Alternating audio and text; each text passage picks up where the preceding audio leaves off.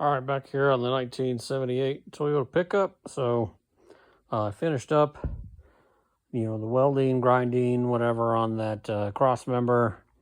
Gained a whole ton of clearance for the engine, which is cool. So, before this hook was jamming up into this lip, and with that notched, I got loads of room in there now. I got about 2 inches.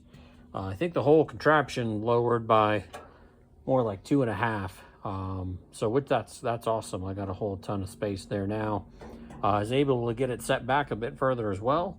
And so I dry fit the radiator in there, and that's looking good. I was gonna cut out those pieces that are in the corner, and they're seam welded in, and I just, ground it down and then hit it with a hammer just to bend that metal down a little bit on both sides, and then just sort of cleaned up the cut mark from the plasma cutter on that piece. And just by hitting it there with a hammer a little bit, I gained about 1/2 inch. And so my clearance to the hood release is good now. So that got fit in just fine, so everything looks good there. Now just trying to see what it's going to look like with the transmission in place. You can see this is all wonky because that trans needs to come up like another inch at least, maybe even 2, because you could see the engine sort of cockeyed right now, and it's going to have to go back a little bit as well. And so you see this is jammed up in here. I got no more room. It is touching everywhere.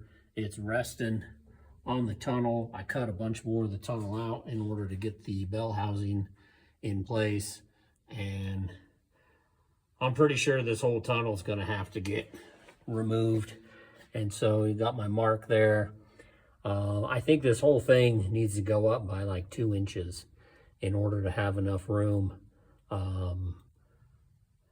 Yeah, so this is going to be a big old mess to cut all this out all the way to the back, and then get it, shifted up the whole way. Like I'm gonna have to get all the way over here and then shift up this whole tunnel.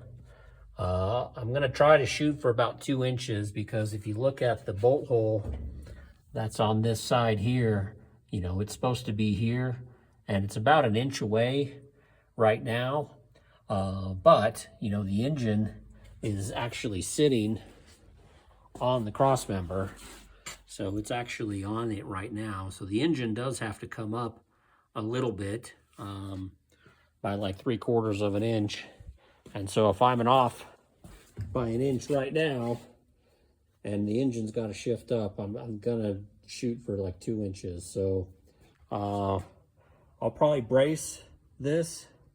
So I'll probably get some pieces tacked in on both sides, and before I cut it out, especially this center piece, I don't want to cut that and have this whole thing shifting on me, and causing a big old mess when I cut that giant center piece up out of there. So I'm going to probably put some braces in place and then cut that whole thing out, leave the braces and dry fit it again. And then if that's looking good, then, I'll come in and probably make a whole new one. I doubt it'll make sense to try to make like a 2-inch spacer and then graft that thing back in. I don't know. We'll see what I end up doing. But yeah, that was a surprise. I was definitely not thinking that the trans was going to be that high. I thought it was a lot lower. And so yeah, this is, as is typical, pat myself on the back for notching the cross member and making the engine fit in there well, and get punished immediately. So all right, back at it. Thanks. Catch you on the next one.